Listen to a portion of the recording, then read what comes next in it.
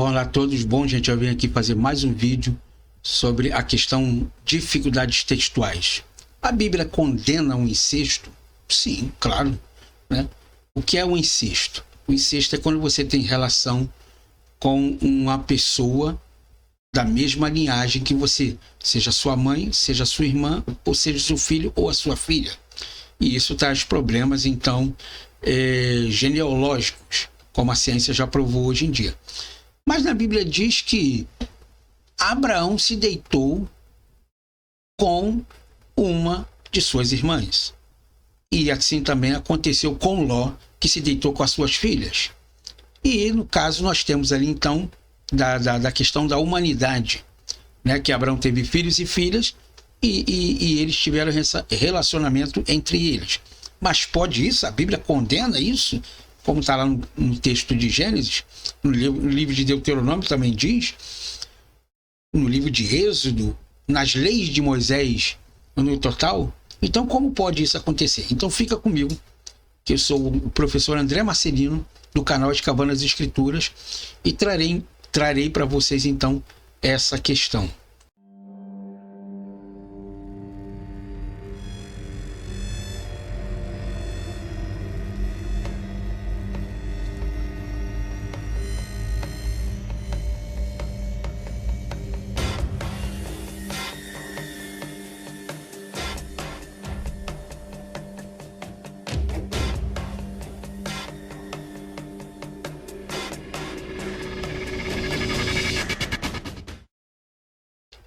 Então vamos nós aqui. A Bíblia condena o incesto? Bom, o incesto é enfaticamente denunciado em muitas passagens bíblicas. Você pode ler em Levítico capítulo 18, do verso de número 6, em Levítico capítulo 20, do verso 17, que Deus diz assim claramente: maldito aquele que se deitar com sua irmã, filha de seu pai, ou filha de sua mãe.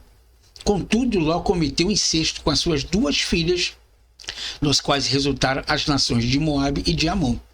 Então, como é que pode isso? Se Deus está condenando ali exatamente o incesto, então como é que Deus aprovou essa questão do próprio pai se deitar com as filhas? Então não há dúvida alguma de que Ló pecou de diversas maneiras. Mas para não dizer nada quanto à violação das leis do incesto, que mais tarde Moisés deu como mandamento a Israel, Ló embebedou-se e pecou com as suas duas filhas. A alma neta dele tinha sido perturbada com os muitos pecados por sua longa permanência junto com o povo de Sodoma. Então, o que acontece aqui? A lei do incesto, ela só aparece com Moisés lá na frente. De Moisés para trás, era permitido sim, para que a humanidade, então, pudesse ser prolongada e multiplicada sobre a terra. Então, o incesto passou a ser proibido pela lei moral de Deus através de Moisés, tá bom? Então, o que nós podemos ler aqui também? A questão de Abraão, né? Abraão não estava isento de pecado, como revela sua mentira ao rei Abimeleque com respeito a Sara, que num vídeo anterior nós falamos sobre isso aí. Isso está em Gênesis capítulo 20, do verso 4, verso de número 5. E de fato ele admitiu que Sara era filha de seu pai e não de sua mãe, e que ela veio a ser uma mulher. Entretanto, mesmo assim, não há prova de que Abraão tivesse violado uma lei por ele conhecida, por duas razões. Primeiro, as leis do incesto somente foram dadas por Moisés 500 anos depois de Abraão. Portanto, certamente ele não poderia ser responsabilizado por leis que ainda não tinham sido promulgadas.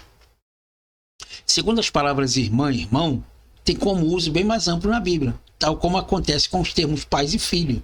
Jesus, por exemplo, foi filho. Mas filho de quem? De Deus, mas Deus é espírito. Né? E ele diz, meu pai trabalha até agora. Irmã pode significar um parente próximo, como dizemos na igreja. Ô irmão, a paz do Senhor. Mas não é meu irmão físico, é meu irmão de consideração. Então, Ló, sobrinho de Abraão, é chamado de irmão dele.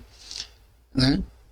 Então, a gente tem que entender esse tipo de linguagem das escrituras, porque estamos dando com um documento, com tipos de histórias que estão muito além da nossa realidade. Foram escritos lá atrás, não foram escritos hoje. Então você tem que ver certo tipo de linguajar a qual as escrituras está colocando para você entender realmente do que se trata. Então, considerando a idade que Abraão alcançou em sua vida, de 175 anos, lá em Gênesis capítulo 25, verso de número 7, você vai encontrar essa resposta lá. É possível que ele tenha se casado com a neta de seu pai, ou com a sobrinha neta. De qualquer forma, não há prova de que o casamento de Abraão com Sara tenha violado qualquer lei, então existente contrária ao incesto. Mas mesmo que isso tenha ocorrido, a Bíblia simplesmente nos fornece um registro verdadeiro do erro de Abraão, quando Deus chamou Sara de mulher de Abraão. Ele não estava legitimando nenhum suposto incesto, mas simplesmente afirmando um fato. É a mesma coisa que você dizer que você é casado com uma pessoa, mas a sociedade só aceita se você for casado no papel. Ora, se for casado no papel serve, se não for, não serve. Não, como é que pode? Quer dizer então que se eu me juntar com uma pessoa, eu não posso? Eu tenho que estar casada com ela no papel? Bom, tem que se entender o seguinte: o casamento se dá pela união de uma pessoa com outra.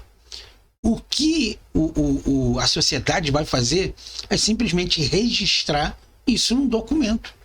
Isso não quer dizer que quando você se junta com a pessoa, não quer dizer que você não esteja casado. Você está casado. A única coisa que acontece é que você não tem um registro para mostrar à sociedade que você está casado. Então, não tem diferença nenhuma. É como você dizer que é pastor, ungido por Deus, certo?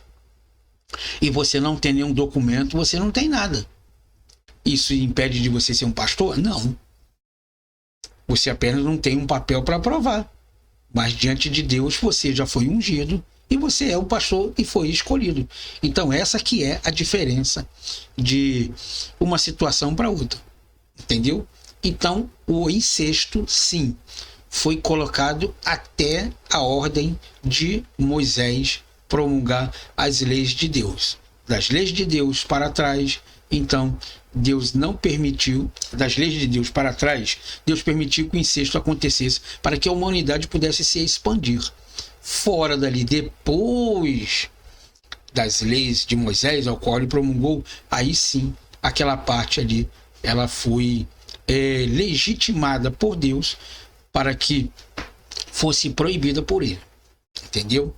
Então o incesto sim foi uma bênção de Deus para que a humanidade pudesse crescer, ok?